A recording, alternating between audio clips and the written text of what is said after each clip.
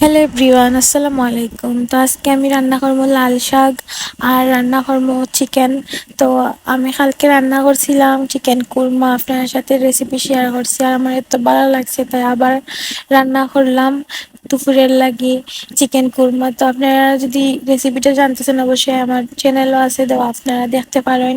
তো এখানে চিকেন কুরমা বানানোর লাগে সপ্তাহ দিয়া চিকেন কুরমারে আমি ম্যাগনেট করে রাখিলিমু আধা ঘন্টার লাগে। আর এই রেসিপিটা আমার এত মজা লাগে, আমরা ফ্যামিলির সবার এত মজা লাগে, তার লাগে বারবার খালি এই রেসিপিটা সবাই হয় বানাইবার লাগে, তার লাগে বানাইলাম। আর যত সময় একটা রেস্টে রাখবা ততই মজা লাগবে একটা।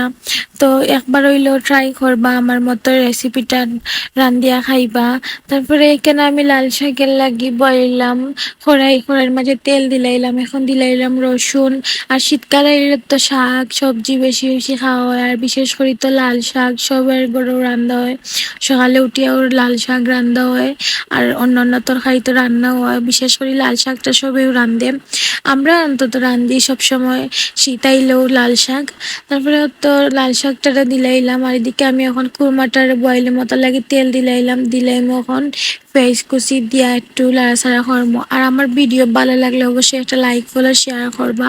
আর এরকম যদি মিনি ব্লগ চাই, রান্নার ব্লগ, আপনারা অবশ্যই কমেন্টে জানাইবা, আমি আপনার সাথে শেয়ার করবো। তো এখানে দিলাইলাম কুরমার একটা আমি কেন 10 মিনিটের মতো রাখছি, বেশি টাইম নেই করে রাখছি না বেশি সময়। তারপরে তো এখন লাল শাকটারও লাড়া দিমো, লাল শাকটাও হয়ে গেল। তো এইদিকে এইটা ওই যে এখন আমি কাঁচামরিচ দিমো। আর আমার রান্না বান্না করতে অনেক ভালো লাগে, খার রান্না বান্না করতে ভালো লাগে অবশ্যই কমেন্টে জানাইবা। তো আজকে এই পর্যন্ত কিলা লাগছে আমার ভিডিও অবশ্যই জানাইবা। আসসালামু আলাইকুম।